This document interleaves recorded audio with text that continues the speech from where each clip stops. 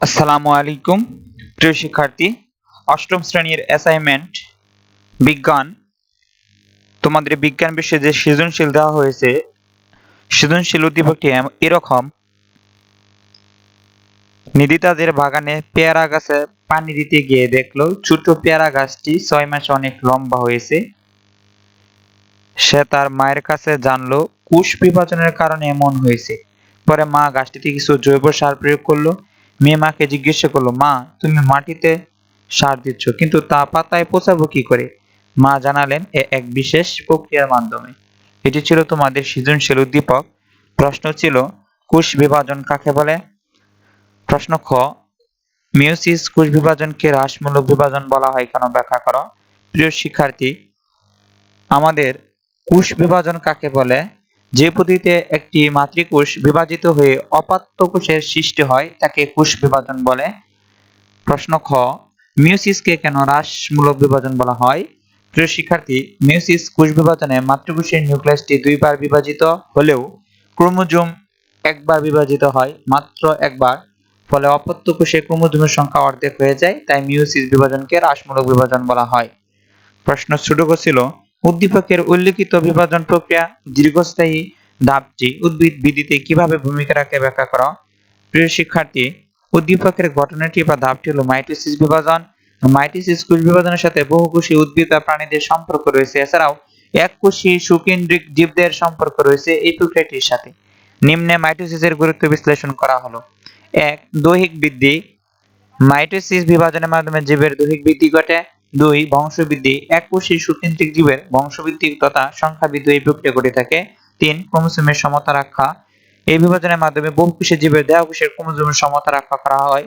ক্ষতপূরণ, প্রজাতি ধাবিক রক্ষা, জননাঙ্গ সৃষ্টি, গুণগত বৈশিষ্ট্যশীলতা রক্ষা এবং জীবকোষের স্বাভাবিক আকার আকৃতি আয়তন বজায় রাখতে মাইটোসিসের গুরুত্ব প্রয়োজন।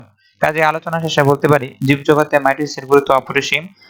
প্রিয় শিক্ষার্থী, তোমরা অ্যাসাইনমেন্টটা যার যার ইচ্ছা মতো এমনকি কনসেপ্ট ধরে তোমরা করতে পারো, যে সবারই যে একই রকম হবে তা না। ভিন্ন ভিন্ন দৃষ্টিতে বিভিন্ন বিভিন্ন আঙ্গিকে তোমাদের প্রশ্নের উত্তর বিভিন্ন হতে পারে, তাতে কোনো সমস্যা নয়। কারণ হলো ক্রিয়েটিভ প্রশ্ন অর্থাৎ সৃজনশীল প্রশ্ন। বড় প্রশ্নটা ছিল মায়ের উত্তরে বলা বিশেষ প্রক্রিয়াটির গুরুত্ব উদ্দীপকের জীবনে কতখানি তা বিশ্লেষণ করো। প্রিয় শিক্ষার্থী, মায়ের উত্তরে বলা প্রক্রিয়াটি হলো উদ্দীপকের প্রক্রিয়াটি হলো অভিস্রবণ আর ব্যাপন প্রক্রিয়ার সম্মিলিত প্রয়াস। সাধারণভাবে উদ্ভিদ তার মূলর্মির মাধ্যমে মাটির কোষিক পানি শোষণ করে। প্রসাধনের ফলে পাতার কোষে ব্যাপন চাপ ঘাটতির সৃষ্টি হয়। এর ফলে পাশের কোষ থেকে পানি এক কোষের দিকে ধাবিত হয়। একইভাবে ওই দ্বিতীয় কোষটিতে আবার ব্যাপন চাপ ঘটতে হয়, পাশের বা নিচের কোষ থেকে পানি টেনে নিই। এভাবে ব্যাপন চাপ ঘাটতি ক্রমশ মূলর্মির পর্যন্ত বিস্তৃত হয়। একটা চোষক শক্তির সৃষ্টি হয়। এই চোষক শক্তির টানে মাটির কোষিক পানি মূলর্মে ঢুকে পড়ে। মাটি থেকে মূলর্ম থেকে অভিস্রবণ আর ব্যাপন প্রক্রিয়ায় পানি প্রবেশ করে। এভাবে মূলর্ম থেকে পানি মূলের কর্টেক্সে প্রবেশ করে। এই কাজটি কোষ থেকে কোষান্তর অভিস্রবণ বলার পদ্ধতি বলা হয়। একইভাবে পানি একবার পরিবহন কলায় পৌঁছে গেলে তা জাইলেম কলার মাধ্যমে উপরের দিকে এবং পাশের দিকে প্রবাহিত থাকে। এভাবে পানি বিভিন্ন শাখা প্রশাখা উদ্ভিদের পাতায় পৌঁছে যায়। এভাবে যে দুটি গুরুত্বপূর্ণ প্রক্রিয়া কাজ হলো অভিস্রবণ আর প্রসাধন।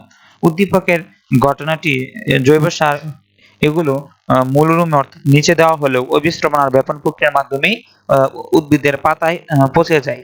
এজন্য বলা হয়েছিল তার মা বলছিল যে এটি একটি বিশেষ প্রক্রিয়া, অর্থাৎ এটা অভিস্রবণ আর ব্যাপন প্রক্রিয়া একটি সম্মিলিত প্রয়াস।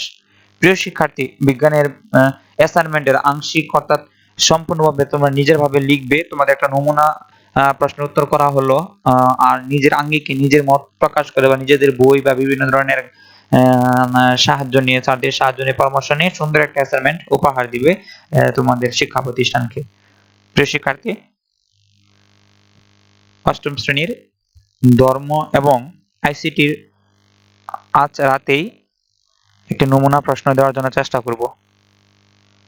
প্রিয় শিক্ষার্থী, সর্বশেষ আমি বলতেছি আমার চ্যানেলকে সাবস্ক্রাইব করো এবং আমাদের সঙ্গেই থাকো। আসসালামু আলাইকুম।